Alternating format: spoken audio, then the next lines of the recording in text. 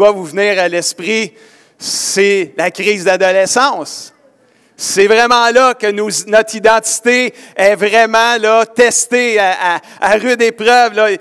Quand tu grandis, à un moment donné, tu réalises que, bon, il y a du poil qui te pousse de partout, là, qu'il n'y en avait pas à un moment donné avant. Là. Il y a toutes sortes d'affaires qui arrivent. Il y a des changements dans notre corps et on vit une véritable crise d'identité. Je ne sais pas s'il y en a qui se rappellent votre crise d'adolescence. Ça fait trop longtemps, vous n'en rappelez plus, hein, c'est ça. Peut-être que vous avez des enfants qui s'en viennent dans l'adolescence. Vous allez vous en rappeler comment c'était dans votre temps aussi. Hein? Crise d'identité.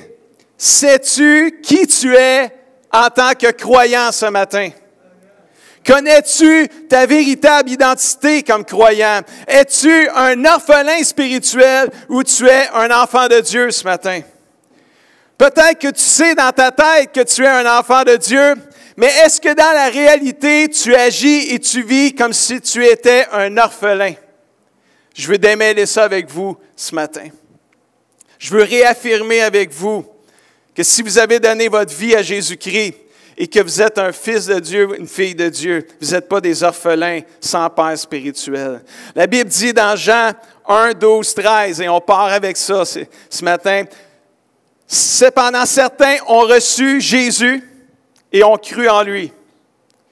Jésus leur a donné le droit de devenir, dites-le avec moi, enfants de Dieu.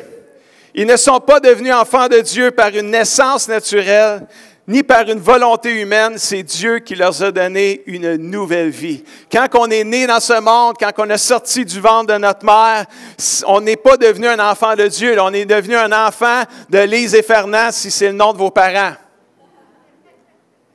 Mais on a grandi, puis à un moment donné, on s'est fait enseigner, on s'est fait annoncer la bonne nouvelle de Jésus-Christ.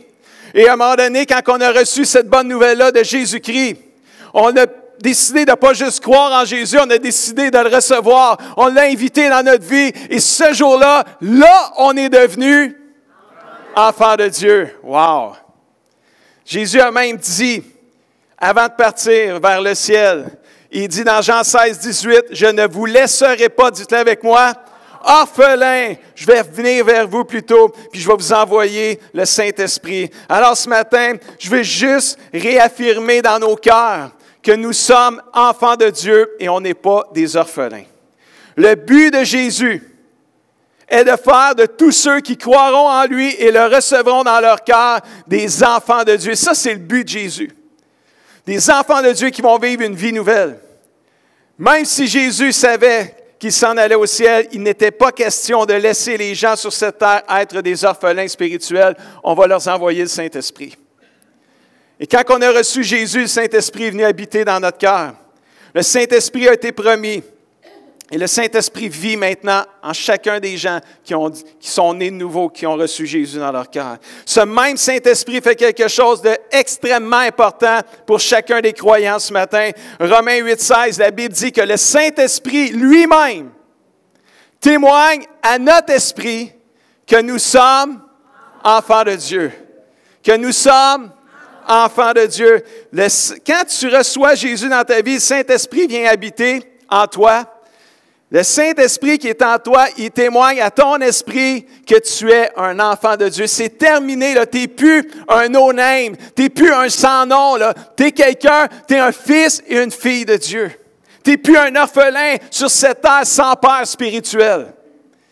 Et tous ceux aussi, dans Romains 8, 14 et 15, les versets avant, ça dit « Tous ceux que l'Esprit de Dieu, le Saint-Esprit conduit, sont enfants de Dieu.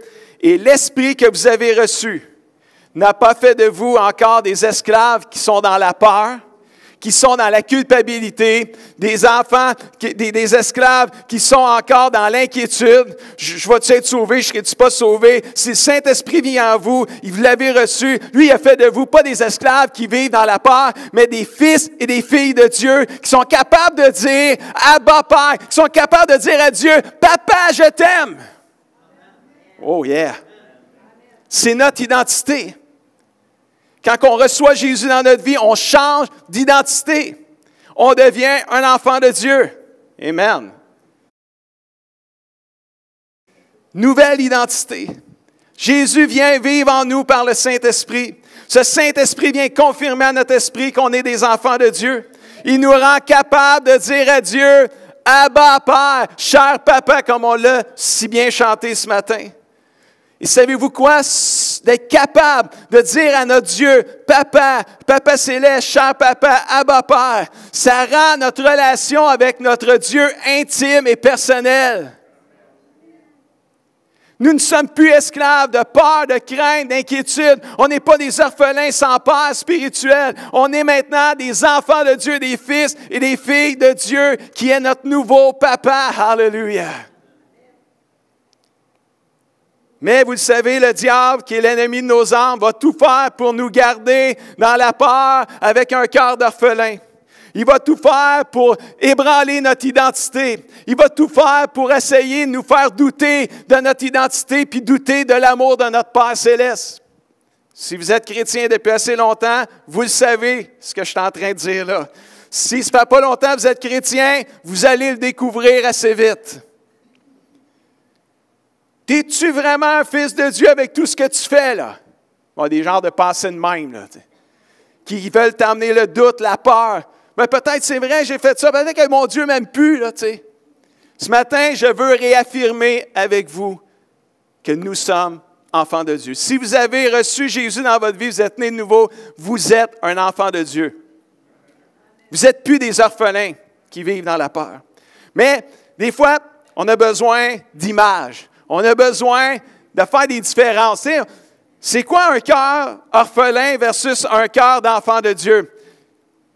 Bien, je vais faire la différence ce matin. Je vais vous dire des choses, puis je vais en dire quand même pas mal, fait que vous n'aurez pas le temps de tout prendre ça en note, je vais aller trop vite. Fait que si vous voulez toutes mes notes, vous m'enverrez un email, puis je vais vous envoyer mes notes. Quelqu'un dit, merci Pasteur Guy pour cela.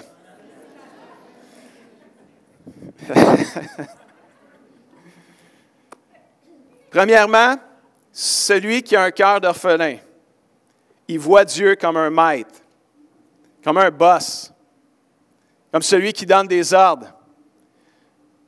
Et quand tu vois Dieu comme ton maître, bien, tu es porté à vouloir prier plus, à lire davantage ta Bible et à travailler très fort pour obtenir sa faveur. Tandis que nous, les enfants de Dieu, nous voyons Dieu comme un papa aimant. Ça se peut que ça brasse un peu en bas, là, c'est le party, eux autres en bas, là, fait que... Mais on leur pardonne pour le 23 juin, là, après ça, on va être correct. Les autres dimanches, ils vont jouer dehors, on va les entendre crier pareil. Combien aiment nos enfants ici, sont contents d'avoir nos enfants?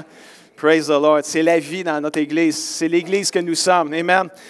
Mais nous, les enfants de Dieu, on voit Dieu comme un papa aimant. Nous savons que l'amour inconditionnel de Dieu n'est pas basé sur notre performance.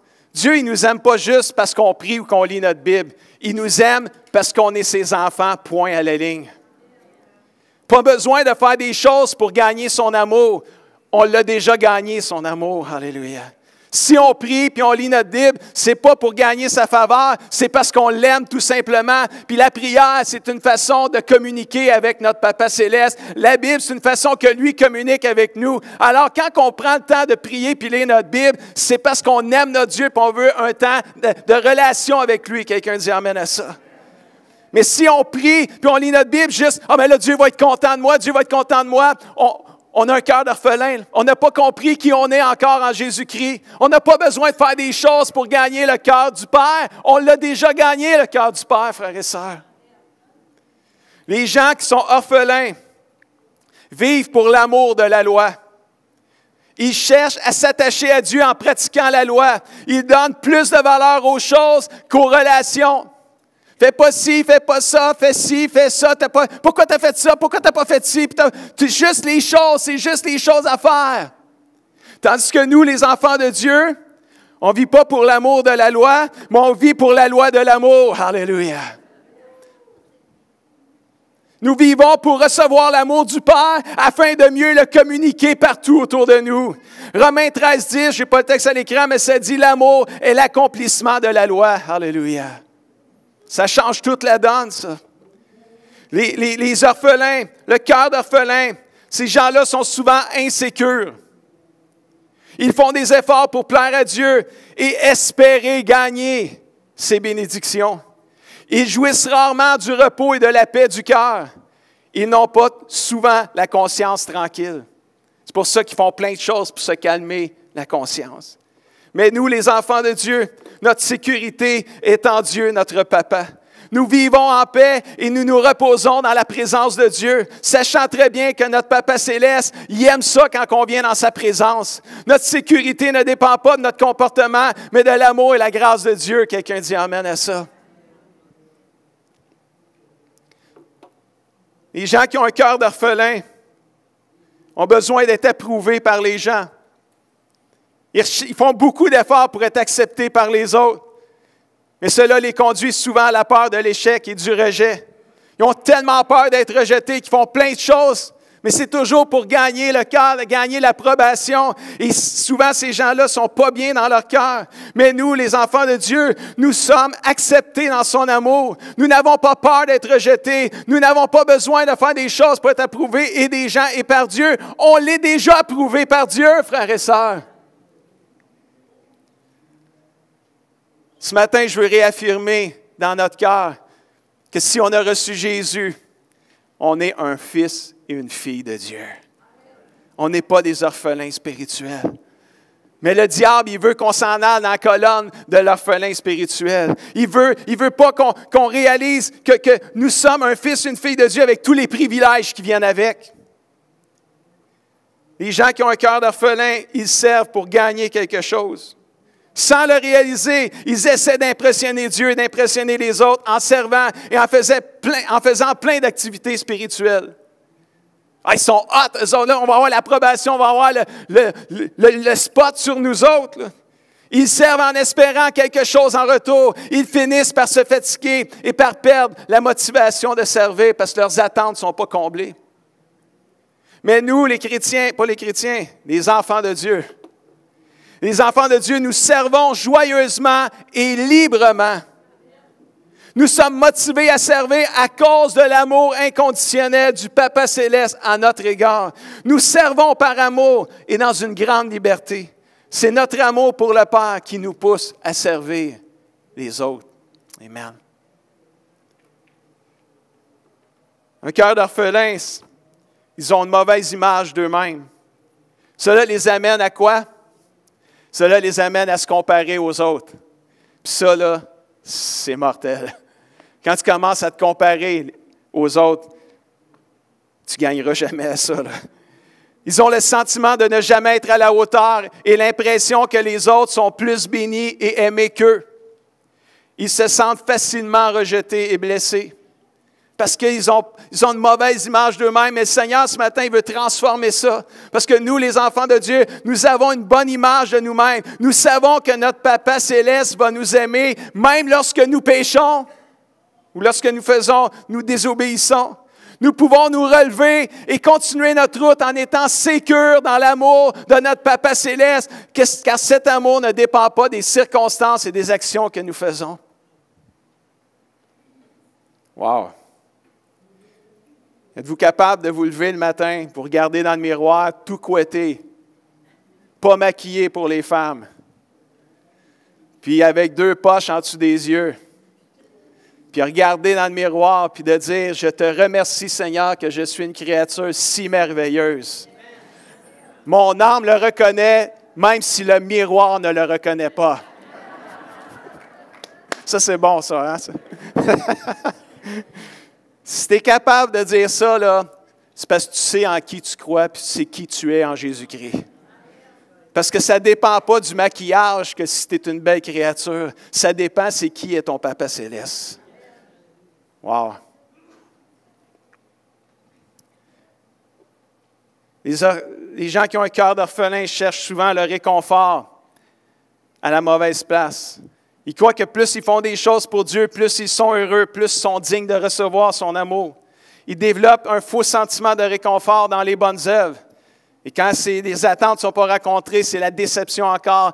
Puis là, encore une fois, l'ennemi se met là-dedans. Puis les gens sont abattus, sont découragés. Souvent, des gens abandonnent parce qu'ils n'ont pas pu saisir quelle était leur identité de fils et filles de Dieu. Parce que quand tu comprends c'est quoi c'est un enfant de Dieu, tu ne veux plus être un orphelin. C'est trop merveilleux, c'est extraordinaire.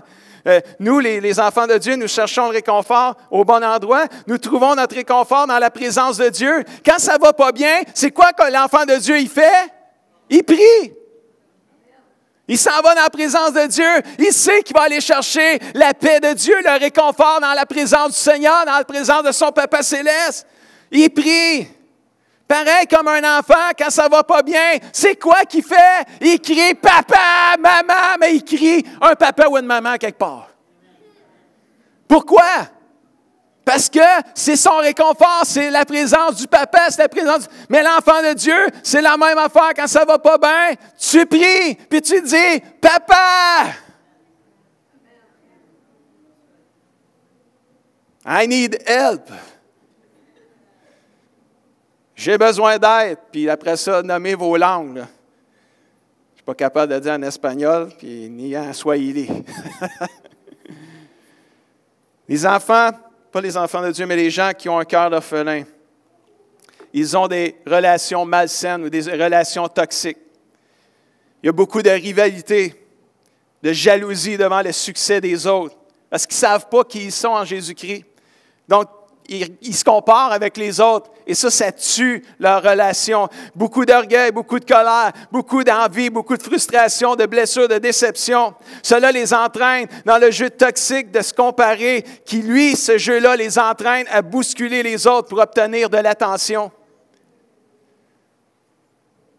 Mais nous, les enfants de Dieu, ce matin, nous avons des relations saines.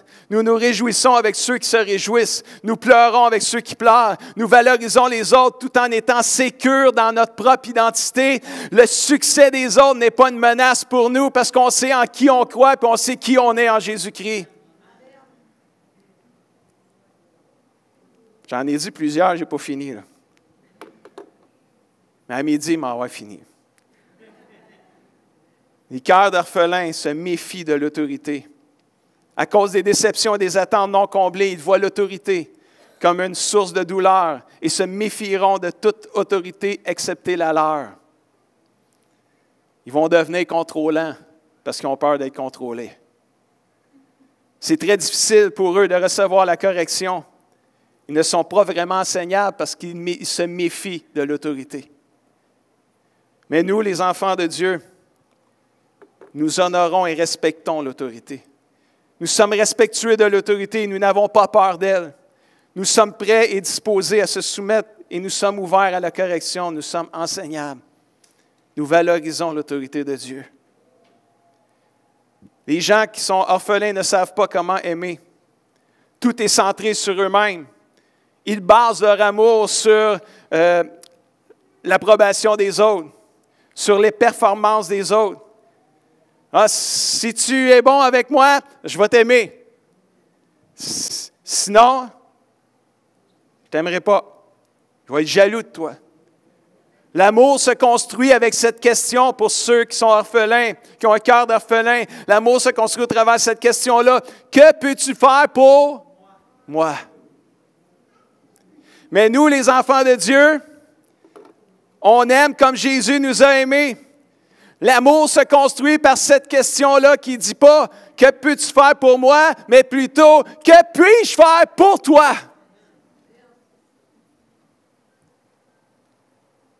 Comme Jésus l'a fait pour nous. Jésus nous a aimés afin qu'on puisse aimer en retour de la même manière. Il ne nous a pas aimés d'un amour égoïste. Ce n'était pas centré sur lui. C'était centré sur nous, frères et sœurs. C'était centré sur les autres. Et le dernier que je veux partager avec vous ce matin, ceux qui ont un cœur d'orphelin, à la fin de tout, sont comme prisonniers. Prisonniers de leur peur, prisonniers de leur méfiance, prisonniers de leur égoïsme, prisonniers de leur propre indépendance, de la honte, de la culpabilité, de la jalousie, de leur solitude, qu'ils projettent sur les autres autour d'eux autres. Je me sens pas bien, je vais m'arranger toi aussi que tu te sentes pas bien.